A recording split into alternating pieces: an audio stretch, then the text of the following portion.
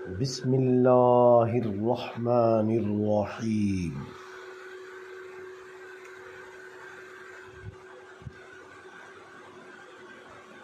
الم تر الی الذی حاج ابراہیم فی ربہ ان آتاہ اللہ الملک۔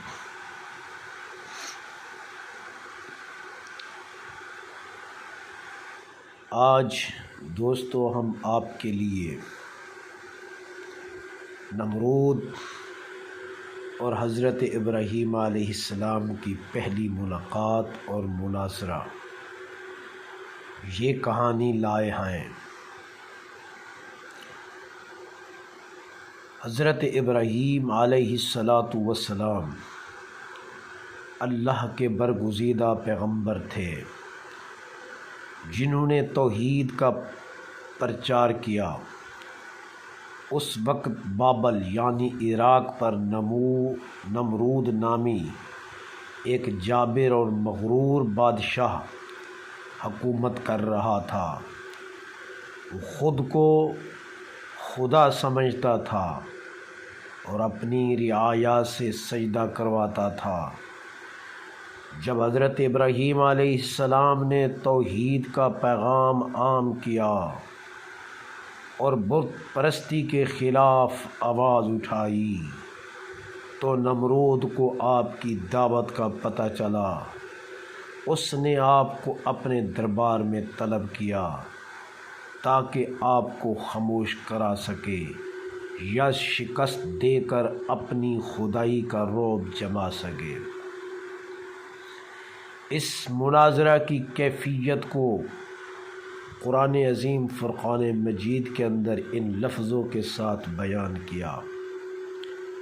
الم تر الی الذی حاج ابراہیم فی ربہ ان آتاہ اللہ الملک۔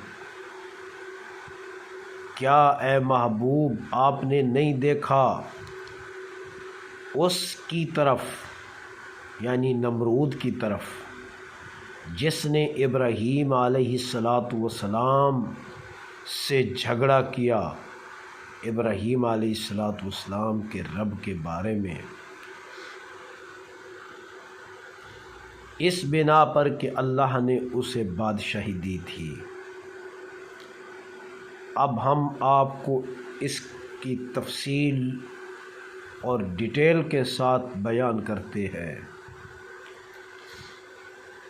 نمرود، تم کس رب کی عبادت کرتے ہو؟ یعنی میرے سوا کون رب ہو سکتا ہے تمہارا اے ابراہیم؟ حضرت ابراہیم علیہ السلام نے جواب دیا، میرا رب وہ ہے جو زندگی دیتا ہے اور موت دیتا ہے۔ اشارہ اللہ کی قدرت کی طرف کہ وہی حقیقی زندگی اور موت کا مالک ہے۔ نمرود بہت بڑا چالاک شخص تھا۔ کہنے لگا، میں بھی زندگی دیتا ہوں اور موت بھی دیتا ہوں۔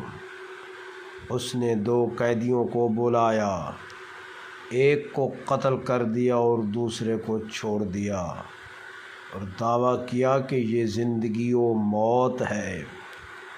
حضرت ابراہیم علیہ السلام نے اس کی بے ڈھنگی دلیل کو دیکھ کر اور اس کی بیوقوفی کو دیکھ کر آپ نے ایک اور دلیل پیش کی جو اس پہلی دلیل سے بھی بڑھ کر تھی۔ ارشاد فرمایا ابراہیم علیہ السلام نے، بے شک میرا رب وہ ہے جو سورج کو مشرق سے نکالتا ہے اور اسے مغرب کی طرف غروب کر دیتا ہے۔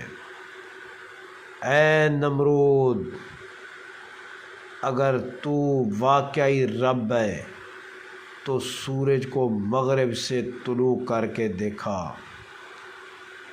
نمرود حیرت زدہ اور لاجواب ہو گیا۔ فَبُہِتَ الَّذِی کَفَرَ، نمرود وہ کافر حیران اور پریشان ہو گیا۔ اس مناظرے سے بہت سارے نکات اور حکم ہمارے سامنے آتی ہیں۔ مثلاً حضرت ابراہیم علیہ السلام نے مناظرہ کا آغاز آسان اور فہم دلیل سے کیا۔ نمبر 2، جب نمرود نے چالاکی دکھائی تو آپ نے کائناتی اور عقلی دلیل دی جس کا وہ کوئی جواب نہ دے سکا اور مفلوط العقل ہو گیا۔ نمبر 3، یہ مناظرہ توحید کی فتح ہے اور باطل کے زوال کی علامت بن گیا۔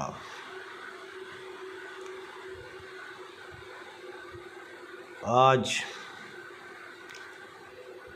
ہم نے حضرت ابراہیم علیہ السلام اور نمرود کے قصے کو بیان کیا ہے۔ دعا ہے اللہ رب العزت ہمیں انبیاء علیہم السلام کا ادب اور احترام کرنے کی توفیق عطا فرمائے، آمین، بجاہ النبی الکریم الامین المکین الرؤوف الرحیم۔